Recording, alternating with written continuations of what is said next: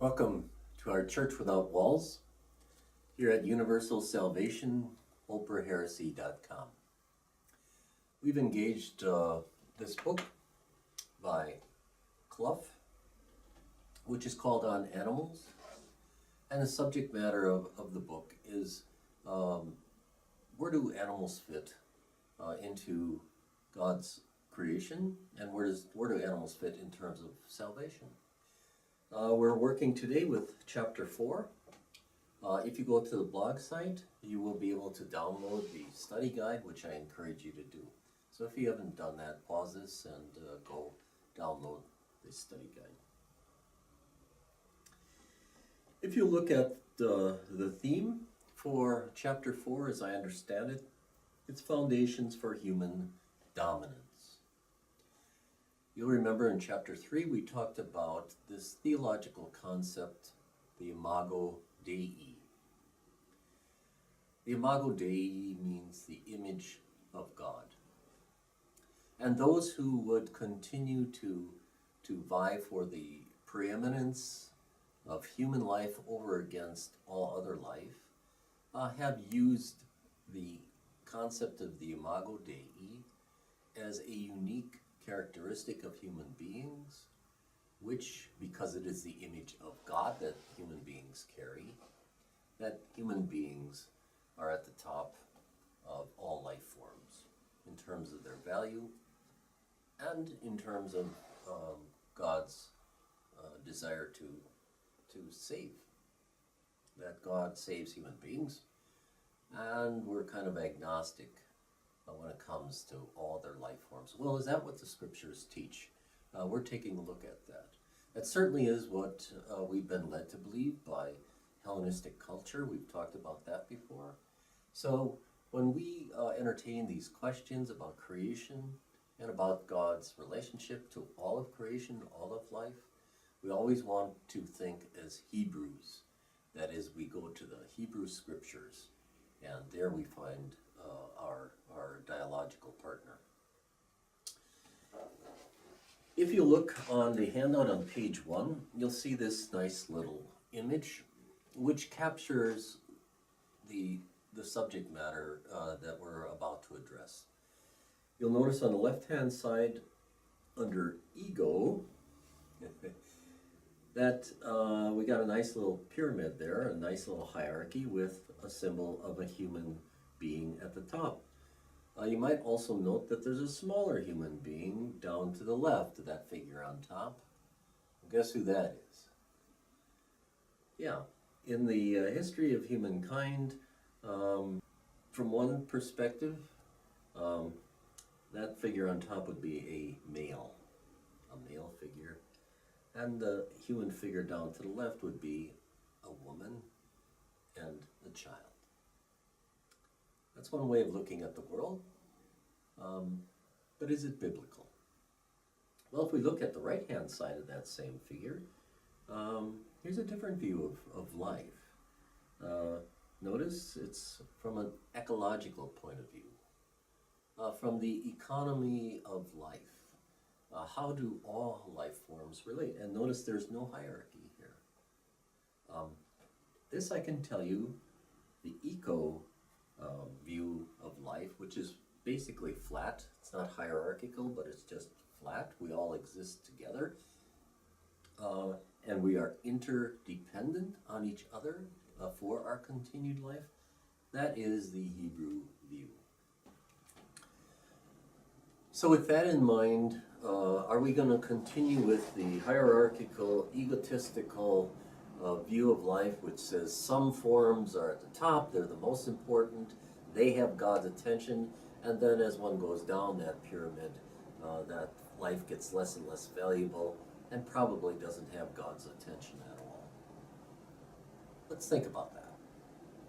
So our inquiry says, does the incarnation of God in Jesus Christ, the man, point to the human species as being the sole object of God's love, care, and redemption?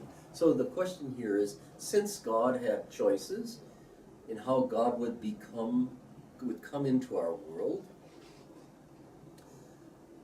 And since God, among all those choices, chose to be a man, doesn't it then follow that men are at the top of the pyramid of life?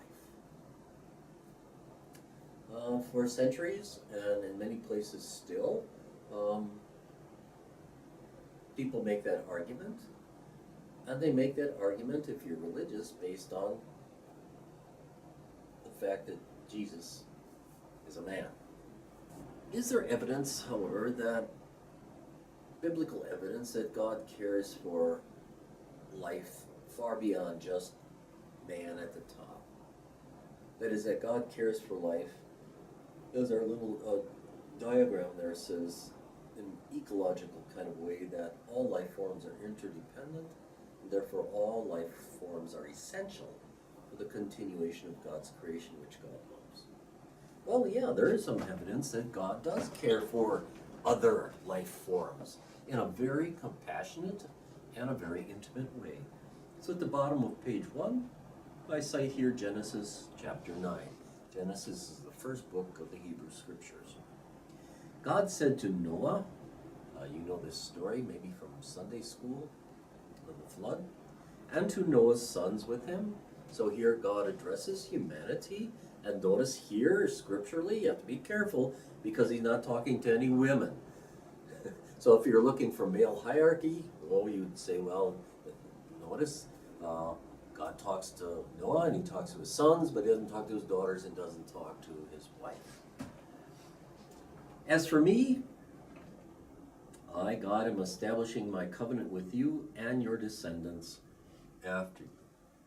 So the flood comes, there was trouble in the world, the flood comes, everyone except Noah and his family and his sons' families are destroyed, and God says, now once this is done, I'm going to make a promise to you. I'm going to make a covenant with you that this isn't going to happen again. From a human point of view, that's a story that we tell over and over and over again, but our attention fades as God then directs his attention toward a covenant with the rest of the world. Not just with humanity, but now with the rest of the world. Notice how it goes on, and I put this in red for you. And I'm going to make a covenant with every living creature. Pay attention to the way that God is constantly being inclusive in terms of the use of the word every. And with every living creature that is with you. Birds, domestic animals, and every animal of the earth. We can't list them all here, so notice the author always says, well, those in particular, but every animal of the earth, as many as came out of the ark. I establish my covenant with you, that never again shall all flesh be cut off by the waters of a flood. All flesh, be careful. The Hebrew word there, and we're thinking like Hebrews, remember, not Hellenists, is basar. Basar means really creature. When that Hebrew was translated into Greek during the Hellenistic time, they translated basar, creature, as into the word sarx, which is flesh. That bias toward flesh, when we think of flesh and blood, we think of human beings. Yeah, we are flesh and blood, but we are also creatures. And this is this text wants to be inclusive, as it has been in every other instance. All creatures, every creature. So be careful with that word flesh. It's a poor translation. It should be all creatures will not be cut off. And then verse 12.